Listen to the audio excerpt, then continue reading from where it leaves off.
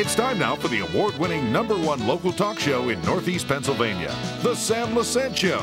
Now here's your host, Sam Lesante. Thanks for joining us, folks. If you recall, about 4 years ago, I had a wonderful lady on my show, Sister Sponsa. This nun is doing fabulous things in Liberia. You know, folks, it's hard to believe that in some cases in Liberia, if you have a child that's deformed, they just discard them. Could you believe it? They just throw them and get rid of them. And this sister went over with her congregation, and it was very interesting what she did. I had this show on before, about 4 years ago, and I had Sister Sponsa on. Basically, I want you to hear about the story. And if you have 5, 10, 15, or 20 bucks that you'd like to help, I think you'll see where the money goes and what it does. But just the story itself, prayers alone, prayers are very helpful in this case as well. I have Sister Sponsa on the phone. Sister, how are you? I'm fine, thank you. I'm thrilled that you're putting us on. Well, Sister, it's my pleasure. I've been donating to your cause for a long time, along with my good friend Dr. Bucci and a lot of other people in northeastern Pennsylvania. Yeah. Anyway, Sister, why don't we, to refresh the memories of the people who are watching our show, tell us what happened when you went to Cape Palmas and what the story was and how you got involved in starting this fabulous program over there. In 1970, I went to Liberia. I was doing real well. We were on the upbeat, the whole country. We had electricity and running water. In fact, it was very difficult to think it was a mission until you went with the people. But then, about 1978, I started losing my sight. I could not see the leprosy spots. And during that time, amazingly as it seems, I did not see any handicapped children. But lo and behold, I came back home, and all the doctors predicted that I would get blind. Well, I volunteered for the old age home, right where I'm living now. That's about 30-some years ago. And when I volunteered for the home, I just forgot about Liberia. All of a sudden, in 1986, Reverend Mother called and asked me if I would go with one of the young sisters, show her how to run the clinic, because they had no one up until that time, since 78, and if I would help her a little bit and then come home. Oh, I was thrilled. I had to get a new passport and et cetera, et cetera. My sight was still there, but not as good as it should have been. So I went to Liberia. And lo and behold, what I saw appalled me. In Monrovia, where we get off the plane, here were those handicapped children in wheelchairs with crutches, one leg missing, maybe an eye missing or an arm deformed, begging on the streets, young men, young women. It just tore my heart out. So I was transferred back down to Cape Palmas, which is about 300 miles away, and there I started to look around and find some of the handicapped children. Not too many men came because I did not realize they had a stigma. They called their children witch. Something happened in the family, they decided, and somebody had to be witched, and that child that was deformed was the one. Many, many times they got rid of the child. Many times they left him to survival of the fittest, and many times they just didn't care, and he would wander about living from garbage cans, etc. It broke my heart. So when I came back in 86, I determined that I was going to help these children to realize they are not witch. They are human beings like everybody else who have not been taken care of the right way, and that they have a lot of potential. And God has been wonderful. I was supposed to go home and leave the sister there in less than a year. Lo and behold, she got discouraged. So Mother called and said, what are we going to do? I said, you know, Mother, I still have sight. I have a couple good workers here. They can help me see what I can't see. Let me stay as long as I can. It was a different ball game this time. In 1970, I would see 30, 35 patients in my clinic. Now, I was seeing 100, 140. I would start 5 o'clock in the morning, go for Mass, come back, and work until 10 at night with a lantern and my faithful workers. Yes, it was a different ball game. Our Liberia had become poor. no more electricity, no more running water. There was a coup in about 1980, I think. I'm not too sure about that, but around that area. And after that coup, there was just a terrible, terrible, terrible downgrade of humanity in Liberia. I was shocked and appalled that I was thrilled to death that I could help so many people. And then they started to bring me the little handicaps. It was one mother. In fact, I just talked to him the other day in Liberia. He's 28 years old now. His grandmother brought him and said to me, his mother has tuberculosis and is dying, and nobody wants to take care of this child. I said, well, no, Mom, I don't have any facilities for such children. I don't even know what to do with them the right way. I'll try to help you. So I tried to help her in the home, but it was not satisfactory. She was too old. So lo and behold, at the end of our clinic, we built on a little, what we call a rehab center, bedrooms and an eating room for children. And then another mother came, and she said to me, this little boy, we cannot take care of him. He cannot walk. All he needed was an operation and some braces and maybe a walker or two, and he would walk. So we started to take them one by one, and in the midst of all the work that was being done with the people in the clinic, we were able to help these children a little bit. Then it was getting so they were wasting time, so we started to put them into school. Well, everybody was aghast that a witch child should come to school. I put the two of them in kindergarten, and let me tell you, they did very well. Everybody was amazed that these witch children could go ahead and be intellectually capacitated and do well. And I said to them, well, there's nothing wrong except that their little legs were hit by polio, and they couldn't do anything about it because their mothers didn't take them for polio shots. And then it grew and grew, and finally we had about maybe 20 children for a while, all going to school, first grade and in kindergarten, doing excellently well and pleasing everybody. And it was getting less and less that they were being called witch. They were called my children, Sister Sponsa's children, not witch children anymore. Then the war came. Well, this was something very traumatic. One day, at this time, we used to send the children home, too, to sleep because I didn't have enough room in the clinic. So then I went ahead, and one day when the war started, the children came and said, Sister, nobody's home. The doors are locked. The windows are barred. And nobody's around. Everybody ran away. We were left alone. So this was the beginning of a real challenge. We took the children in, and we had a girls' dormitory, but the girls had vacated because of the war about a month before that. So fortunately, we had beds there, and we had cupboards and things for a group. We had 100 border girls, but they were not there, so we had plenty of room. So we took all the children that came. There were about 20, and then a few others brought their handicapped children because they were so happy that somebody was there to take care of them during the war. And as the war intensified, we kept having class with the children and kept having prayers and doing the best we could with them. Then all of a sudden it got so intense that we had to vacate and go to the Ivory Coast. Well, again, God is on our side and very, very good to us. And the bishop there gave us a catechetical center, which again had beds and had many, many rooms that they used to use for poultry and rabbits, which they had no more. So this was a bonanza. We could not send them to the Ivory Coast schools because they were all in French, and our children did not know French. So we opened our own school. And again, the good Lord was with us. ADRA, which takes care of the schools during wars, took care of us and put us under their wing. So our children were getting a real education.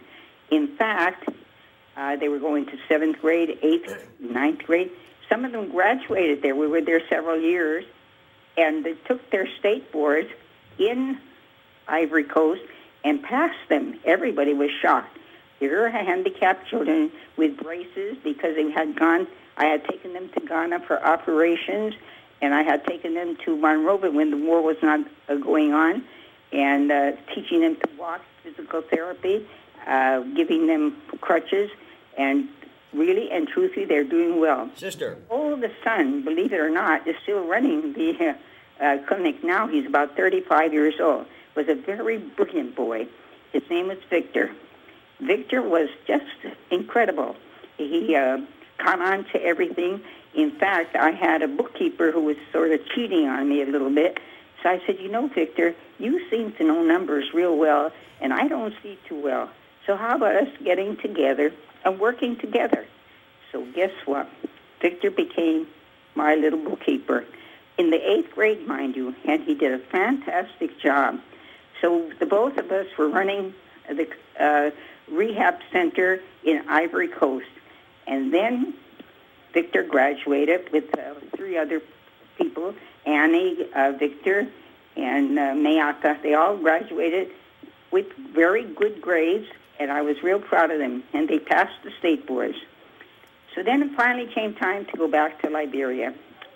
But to go back to Cape Palmas would have been not very satisfactory because there were no big schools there, no big institutions, no colleges. So we decided to settle in Monrovia. Well, nobody wanted us. We were witched, and here comes Sister Sponsa with a big pile of children, and she needed all kinds of things. But the Bishop Michael Francis, God rest him, God bless him, he's still alive. He's suffering from a bad stroke, but he was one of the most wonderful people in the world and accepted us. But I said, you know what, Bishop, but these children want to own this rehab themselves. He said, oh, and who's going to fund them? I don't have any money, I said, Bishop, Archbishop, we will get the money. God will provide it. And guess what? Good and wonderful people like you went ahead and helped us. And we had one of the most beautiful 13 acres of land that we converted into a rehab center, which is still in existence today. Sister, may I interrupt you 1 second? The story you're telling, okay, is right now you do have a current school going on in Liberia, correct? Pardon? I didn't hear that. You do have your school that is in existence right now in Liberia. Yes, yes. And they're taking care of these children. If the school would not be there, while you were talking, we were showing some of the pictures of these wonderful children, that if you would not been there, they would just discard these children and leave them to die, correct? That's right. Okay. They wouldn't care about them. Well, sister, what I'm going to do right now, I have Eileen on the other line who is taking over, helping with you, and I have Kevin on the set, Rockin' Seas. Sister, we're going to ask people to help you out. I know every year my wife and I are more than happy, our family's more than happy to help wherever we can, because we know it's such a fabulous thing that you're doing, saving these lives of these children that normally they'll just throw them in and get rid of them. I wish you the best of health, sister, and we'll do whatever we can to help you. God bless you, because they need all the help they can. They did a marvelous job while I was here in Redding. And God was just fantastic at sending wonderful, wonderful people like you into our lives and helping them to survive, especially Mr. Dionysius, Kevin, Angie, and Eileen. They've done a fantastic job. And Kevin even has a better plan. He's trying to teach the parents to take care of the children now. Yes. It's working greatly. Yeah. Well, sister, God bless you. I wish you the best of health, and keep your prayers going, okay? We'll do whatever we can to help. We'll never forget you. It's just the end of me. That's the end of you, sweetheart. I'm going to go for a break. We come back, we're going to talk to Eileen, then we'll talk to Kevin, okay? God bless. All right. Bye, sister. Wonderful Christmas and a super New Year. Thank you. Well, that's Sister Sponsa, folks. It's a great organization. We've been helping as much as we can. And I'm asking you right now to do whatever you can. I'm going to put a website up there right now. It's called specialambassadors.com, .org. Kevin's number is 406-4533. They take American Express, Discover, Visa, whatever you can give them, $5, $10, $15. Remember when we did the show 4 years ago, you know, she talks about prayer and God helping these children. An anonymous person saw this show and, believe it or not, gave $10,000 and when we come back, we'll tell you what $5 and $10 and $15 could do. We'll be back right after this.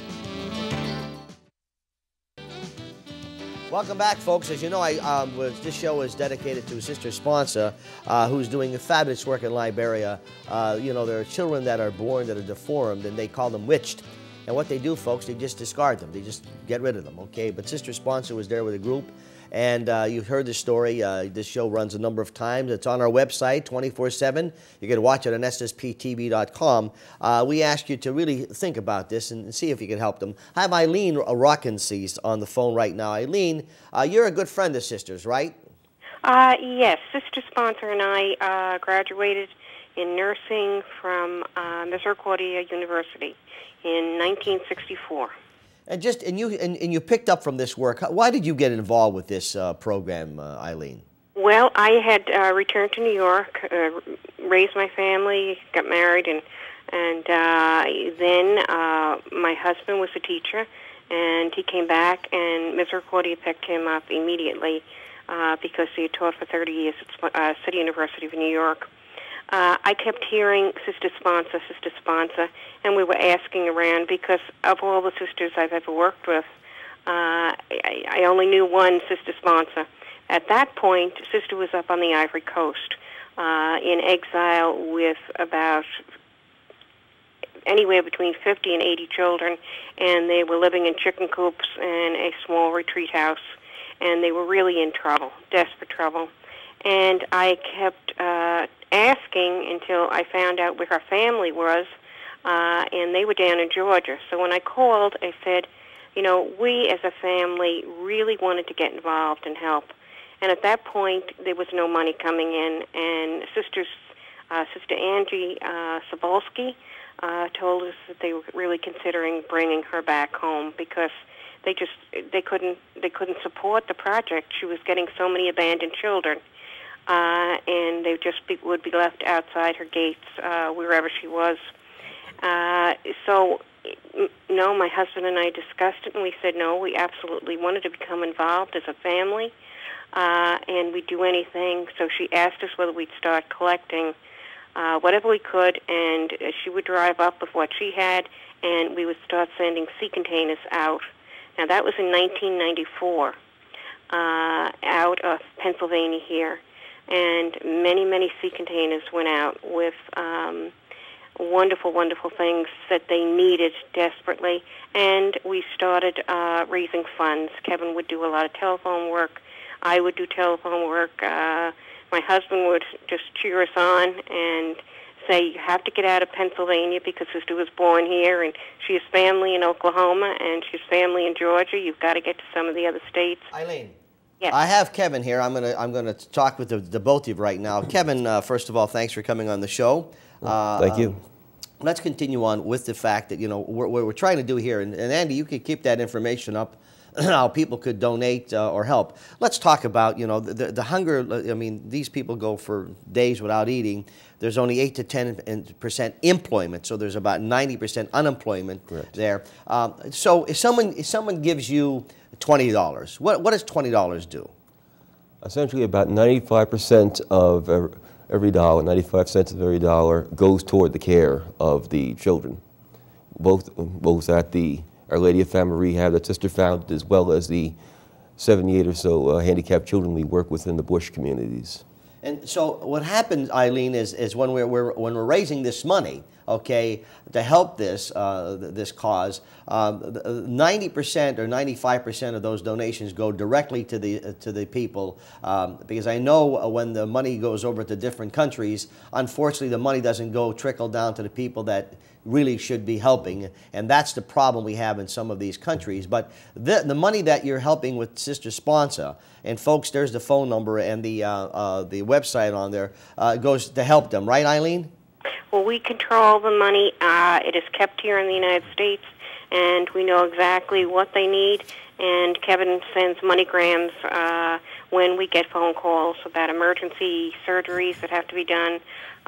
He knows when to send tuition monies to schools, and food drops, emergency food aid.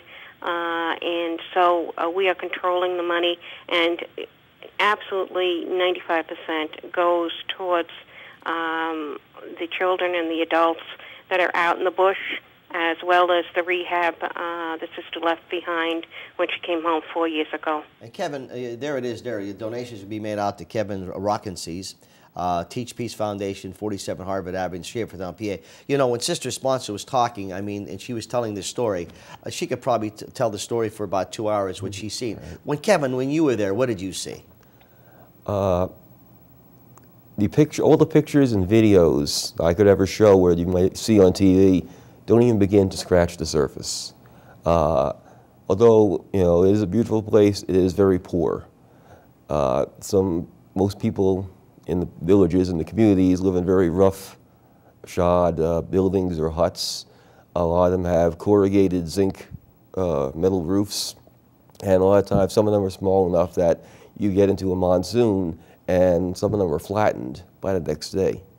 To see the poverty, you see some of these handicapped children, like some of the ones you've seen on screen, just laying on mats, for those who can't walk. And you know, I've come across deaf children who can only gesture. They've never been able to communicate before in their lives. And we've only been doing this as special ambassadors, taking over where Sister Sponsa left off, for about three and a half years now.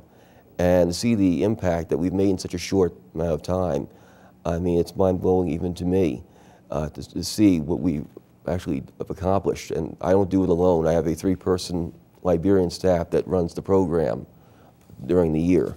And I'm constantly coordinating with them from this end, what has to be done, what the needs are, and we work with them to provide what we can through donations. The interesting thing is, what caught my eye many years ago is the fact that, you know, every human being is a human being. It's God's special gift. And, you know, I'm very pro-life, and there's a reason why we have certain people in the world today. But when you see children like this, could you imagine, you know, we have pets that we take better care of than human beings. These human beings are left, you know, because they're born, they didn't ask to be born that way. They're left, discarded, called witched to die, you know, and it just tears your heart apart just to see that. And what Sister Sponsa has done in helping that Teach Peace, what you're doing, taking Teach Peace and moving it forward, I just think it's a great thing that you're doing. Okay, you can donate, folks, whatever you want. Okay, and I'm asking you. We do it every year, and there it is at specialambassadors.org. His phone number is on the screen: 406-4533. It's not you know, if you give $25, $10, whatever you can do, it really helps. Particularly that 95% of that money goes to help these kids. And she's talking about some of her kids. You know, I could see, you know, I remember when she's telling stories about when she first got children who are small and they went through the program. Could you imagine how they feel? Eileen, it must be such a rewarding feeling to see those children, when she first found them and how they developed over the 8, 9, 10 years. Is that correct? It's unbelievable. When you saw, in those days, before the war, there was an orthopedic surgeon there in the country, and as they would be abandoned, she would send them to be operated on, and they would get braces and crutches after the surgery. And the next thing, you would see children who initially arrived at her front gate, and they were walking on their hands, and the feet were just, and legs were just flopping around up in the air. And they show those pictures as she's talking. This way, for the people who are just tuning in, they'll see what she's referring to. Go ahead, Eileen. I just wanted to put the pictures up as you're speaking so people could actually see how you're helping these children. I'm sorry to interrupt. After the surgeries, they were up on braces and crutches, and they were able to walk. And the big thing was trying to get them in school. That was impossible because they were considered witched, and nobody wanted a witch child near their child in school. So she decided one day that the Department of Education came around, and they said, "Sister, why haven't you built a school here right on the land?" And she was shocked. She said, "You can't? You mean I can? And I can let my own children go?" And they said, "Definitely." So funds, we raised funds on this end, and there were little classrooms set up. And in the meantime, her older children she was sending to college, and she educated quite a few. And they were able to go in and teach in the classrooms. And her own children, even on stretchers, she would push them into the classrooms. Or they would have outdoor classrooms when it wasn't raining or the monsoons weren't there. But they were educated. And today, if you look at a letter that they write to us on a regular basis, the handwriting is more beautiful than anyone here in America. They can speak about the world. They know geography. They just voted for the first time in their first election. Eileen, I don't mean to interrupt you. I could probably go on for another hour. We've got about a minute left. I just want to re-emphasize, folks, Sister Sponsa, who's done great. This Teach Peace Foundation, Kevin Rockensees and Eileen Rockensees, who are taking over for Sister Sponsa, helping these children. If they're born and they're deformed, they're called witched. They're left to die. Okay, Sister's done wonders for these people, and the donations that they get, 95% of that money goes directly to help these children out. And there it is on the screen, the Kevin Rockensees Teach Peace Foundation. Checks be made out to Teach Peace Foundation. They do take credit cards. You can call that number 406-4533. I'm going on behalf of my wife and I. We're giving you $100 today. Okay, and that $100 I'm hoping is going to be able to help a lot of children. I'm hoping that some of the viewers would be able to give 10, 15, or whatever the case may be. Eileen, thank you so much for being on the show. Thank you so much, Sam, and I wish everyone a blessed Christmas. Same here. Okay, folks, it's the Sam Lesante Show, 24/7, SSP TV. Kevin, thanks for coming on the show. Thank you. Next time I'll get that, you can talk a little bit more, okay? But these are the two key features right now. No problem. We'll see you next time, folks.